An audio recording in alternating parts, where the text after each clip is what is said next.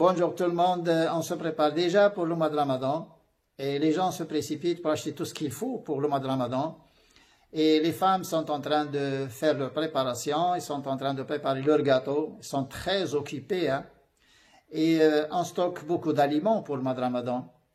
C'est des seaux de 10 kilos et des boîtes, et des containers de 10 et de 15 kilos. On est en train de stocker trop d'aliments pour le mois de Ramadan. Le frigo doit être plein ou même la chambre froide. Et on achète tout et on stocke beaucoup d'aliments.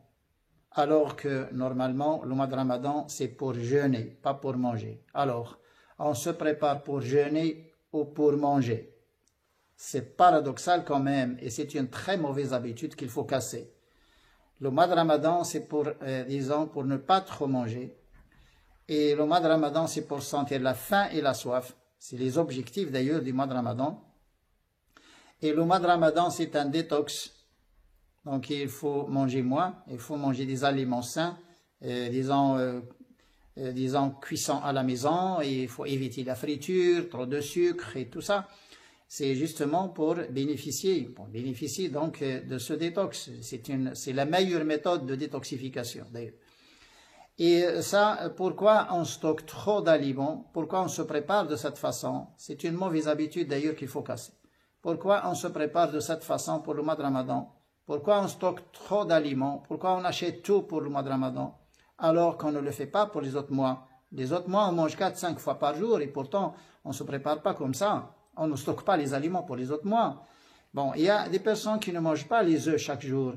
Et pourtant, le mois de Ramadan, il faut qu'ils mangent des œufs chaque jour.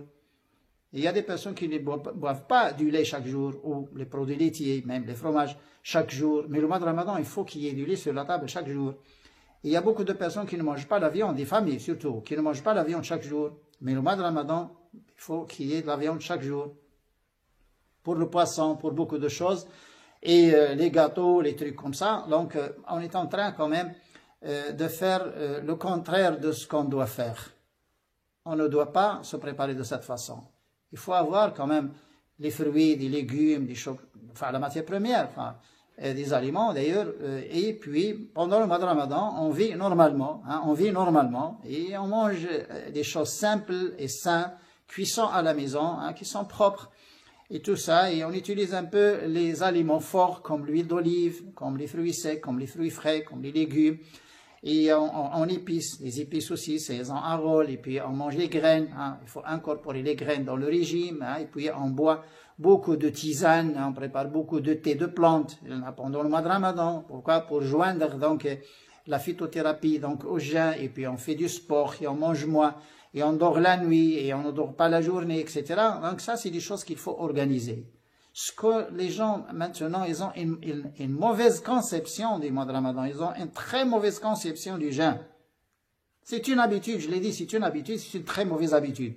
Donc, il faut casser. Donc, il faut comprendre d'abord le jeûne, les objectifs d'ailleurs du jeûne, et pourquoi on jeûne d'ailleurs. C'est sûr, bon, c'est une ibada, bon, c'est une obéissance à notre Dieu. Il faut le faire, bien sûr, passer parmi donc, les piliers de l'islam. On ne peut pas ne pas le faire.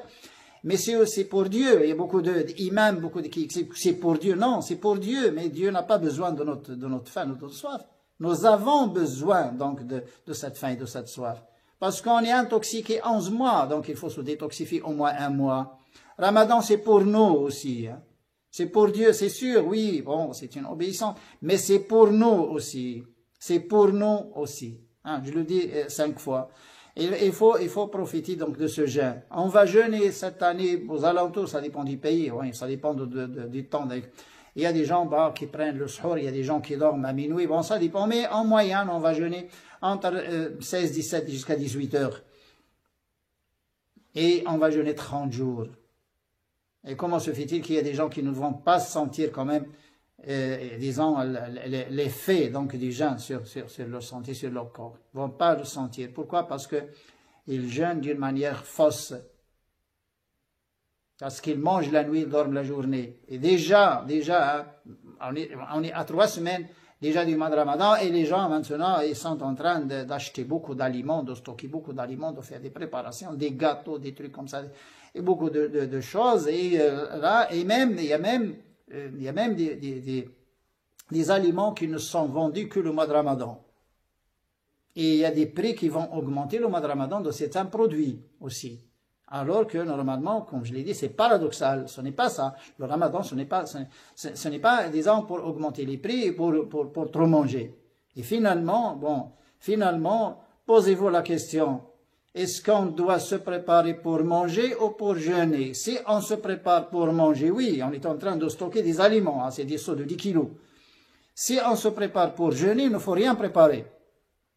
Il faut avoir des légumes, des fruits, des trucs à la maison, comme d'habitude, et c'est tout. Il faut vivre comme d'habitude, au moins, et éviter, hein, il faut vivre comme d'habitude, mais cuissons à la maison, et il faut éviter tout ce qui est conserve, friture, sucrerie et tout ça. Là, il faut quand même repenser cette chose, c'est très important. Au revoir, salam alaikum.